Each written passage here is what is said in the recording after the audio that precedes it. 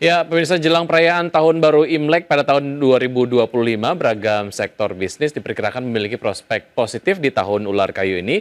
Ahli Feng Shui Julius Fang menyebut bisnis di sektor akomodasi, pariwisata, perikanan, hingga teknologi diyakini mampu menghasilkan cuan yang lebih optimal.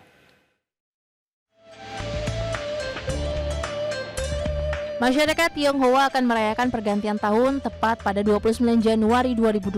Dalam ilmu astrologi China, tahun ini dilambangkan dengan tahun ular kayu. Disebutkan dalam kepercayaan tradisional China, ular melambangkan kebijaksanaan, pengetahuan, kecerdasan, intuisi, dan kreativitas. Ular juga dikaitkan dengan keberuntungan, kemakmuran, kesuburan, dan umur panjang. Lantas bagaimana dengan aktivitas bisnis? Sektor apa yang diramalkan akan beruntung di tahun ular kayu? Menurut founder fengshui.co.id, Julius Fang, deretan bisnis yang memiliki prospek positif di tahun ular kayu diantaranya bisnis kafe, pariwisata, perhotelan, transportasi, perikanan, teknologi, dan bisnis jasa. Berbagai jenis tersebut diyakini akan lebih produktif dan lebih optimal menghasilkan cuan di tahun ular kayu. Bahwa yang bisnis yang bagus di tahun ular kayu adalah berelemen air. Kenapa berelemen air? Karena elemen air melihat datangnya kayu kecil dan api dari si ularnya ini, ya, ular kan tahun ular kayu toh, ularnya ini kan punya elemen api besar di dalamnya. Jadi elemen air ini melihat kayu dan api adalah seperti adanya peningkatan dalam hal produktivitas, outputnya akan baik. Kemudian api juga adalah merupakan elemen keuangan. Jadi bisa cuan, ada produktif, dan bisa ada cuannya.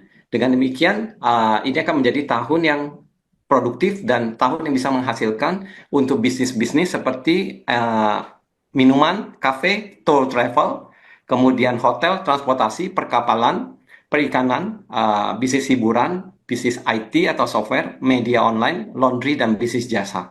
Jadi kita memperkirakan bahwa bisnis seperti elemen air ini akan lebih produktif dan lebih bisa cuan maksimal di tahun ular kayu. Sementara itu pendapat lainnya disampaikan oleh Master Feng Shui Xiang Yi, di mana ia mengatakan bisnis dengan aliran dana keluar dan masuk yang cepat seperti perdagangan saham dan surat berharga akan mendapat banyak keuntungan di tahun ini. Lebih lanjut, karena tahun ini adalah tahun ular kayu, Xiang Yi juga menyebut industri yang berhubungan dengan kayu dan produk-produk kayu juga memiliki prospek yang baik. Sektor yang berhubungan dengan tanah seperti properti juga diramal masih moncer. Selain itu, ia juga melihat sektor logam masih terus berkembang, terutama untuk komoditas emas. Berbagai sumber, IDEX Channel.